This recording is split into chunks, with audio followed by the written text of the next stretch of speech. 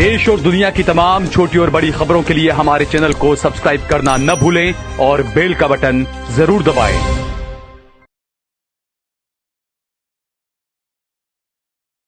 नमस्कार दोस्तों, स्वागत है आपका देश लाइव में और आपके साथ मैं हूं आशिमा त्यागी। दोस्तों, मिडिल ईस्ट एक बार फिर उस मोड़ पर आकर खड़ा हुआ है जहां इतिहास अक्सर खून और तबाही से करवट लेता रहा है। हवा में बारूद की गंध है, जमीन के नीचे गुस्सा उबल रहा है और आसमान में लड़ाकू विमानों की जो आहट है वो सुनाई दे रही है। और खबरें बता रही हैं कि इजराइल किसी भी वक्त ईरान पर बड़ा सैन्य हमला कर सकता है। और दोस्तों, अगर ऐसा हुआ तो ये महज दो देशों के बीच की जंग नहीं होगी, बल्कि पूरी दुनिया के लिए एक ऐसा भू राजनीतिक झटका भी होगा जिसकी गूंज तेल बाजार से लेकर संयुक्त राष्ट्र तक सुनाई देगी। तो आज हम इसी पर चर्चा करेंगे दोस्तों कि आखिर ये पूरा मसला है क्या, ये क्या स्थितियां हैं, उन परिस्थितियों के बीच किस तरह के सवाल हैं।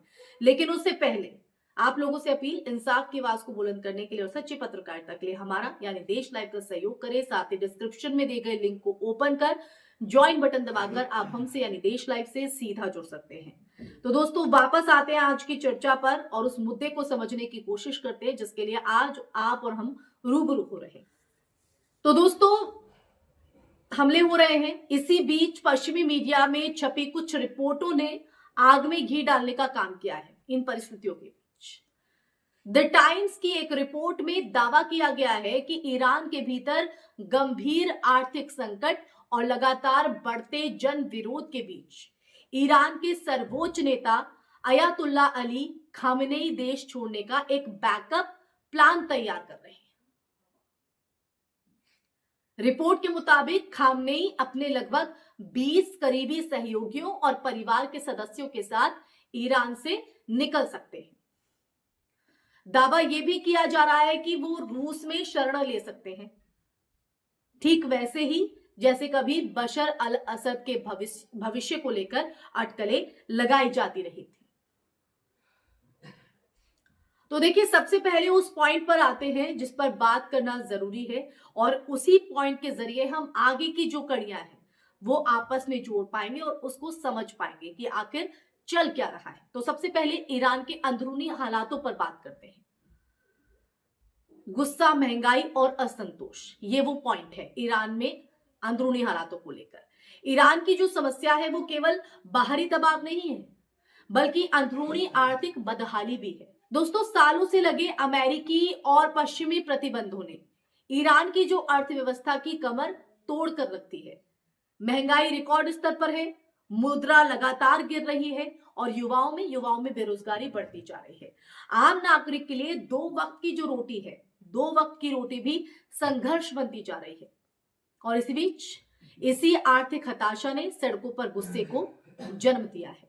अलग अलग शहरों में विरोध प्रदर्शन, नारेबाजी और हड़तालें इसी बात का संकेत है कि जनता अब सिर्फ विदेशी दुश्मन की कहानी से संतुष्ट नहीं है, वो अपने हुक्मरानों से जवाब चाहती है। जी हां, हुक्मरानों से। हालांकि ईरानी सत्ता प्रतिष्ठान इन प्रदर्शनों को विदेशी ताकतों की साजिश बताता है, लेकिन देखा जाए तो सवाल यह है दोस्तों कि अगर हालात इतने मजबूत हैं तो फिर नेतृत्व को बैकअप प्लान की जरूरत क्यों महसूस हो रही है? यही वो बिंदु है जहां मीडिया रिपोर्ट शक और चर्चा को जन्म देती है। और देखिए, ये भी सच है कि अभी तक खामनेई के देश छोड़ने को लेकर कोई आधिकारिक जो पुष्टि है वो नहीं हुई है। लेकिन अफवाहों का बाजार इसलिए गर्म है क्योंकि हालात असामान्य है।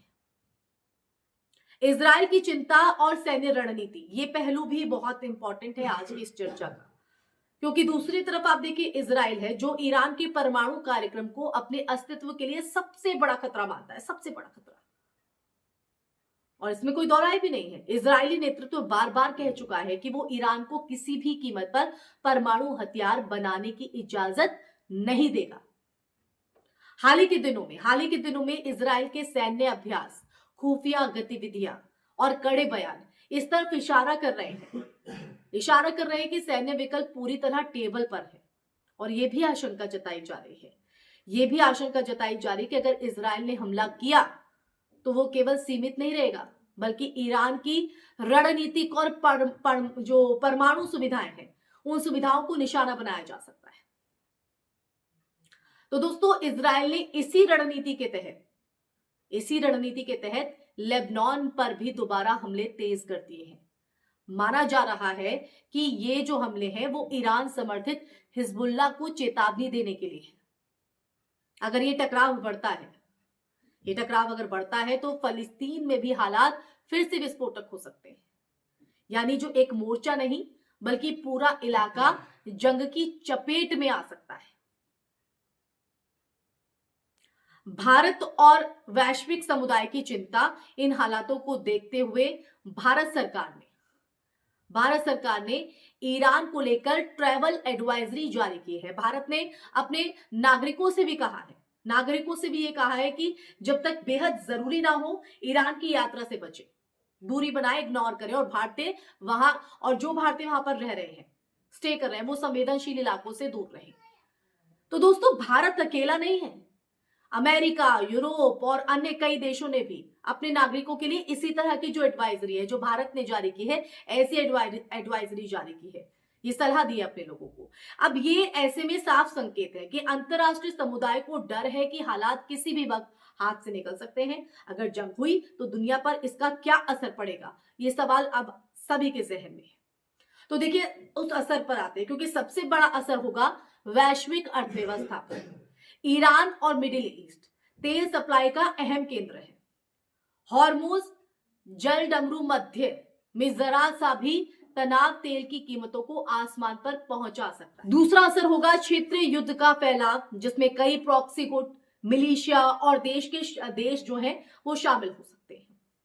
तीसरा और सबसे दर्दनाक असर होगा आम नागरिकों पर। समझ गए आप? अब शरणार्थी संकट, तबाही और मानवीय त्रासदी पर आते हैं। मीडिया, प्रोपेगेंडा और सच्चाई, ये भी जरूरी है दोस्तों कि हम मीडिया की हर सनसनीखेज खबर को अंतिम सच मानने से पहले सवाल पूछें। यह हमारा हक है, अधिकार है, कर्तव्य भी है। खामनेई के भागने की रिपोर्ट हो या इजराइल के तत्काल हमले की खबर, इन सबका मकसद जो है वो कभी कभी माहौल को और डरावना भी बनाना होता है। लेकिन ये भी उतना ही सच है जब इतनी सारी सरकारें अपने नागरिकों को चेतावनी दे रही हों, तो हालात को हल्के में नहीं लिया जा सकता। तो ऐसे में दोस्तों, आज सवाल सिर्फ ये नहीं कि इजराइल और ईरान के जो बीच जंग होगी या नहीं, ये सवाल कतई नहीं है। असली सवाल यहाँ पर यह होता है कि क्या दुनिया एक और विनाशकारी युद्ध को रोकने के लिए समय रहते, जी हाँ, वक्त रहते समझदारी को दिखा पाएगी? मिडिल ईस्ट का इतिहास गवाह है, या हर जंग सिर्फ सरहदें नहीं बदलती है, बल्कि पीढ़ियों की किस्मत भी बदल देती है। और आने वाले दिन तय करेंगे कि कूटनीति जीतेगी या हथियार, और इस आग की कीमत एक बार फिर आम इंसान को चुकानी होगी। इसी के साथ इस चर्चा में फिलहाल के लिए बस इतना ही दोस्तों। ये चर्चा आपको कैसी लगी, कमेंट सेक्शन में कमेंट करके जरूर बताइएगा। अपनी राय, अपने विचार जरूर साझा कीजिएगा, क्योंकि आपका राय, आपका नजरिया, आपके विचार देश हित और देश लाइव दोनों के लिए महत्वपूर्ण है। इस वीडियो को ज्यादा से ज्यादा शेयर भी कीजिएगा। हमारे चैनल देश लाइव को सब्सक्राइब कीजिएगा। हाजिर होंगे ऐसा ही सच का संवाद लेकर, तब तक के लिए अपना ख्याल रखें। जय हिंद, जय भारत, नमस्कार।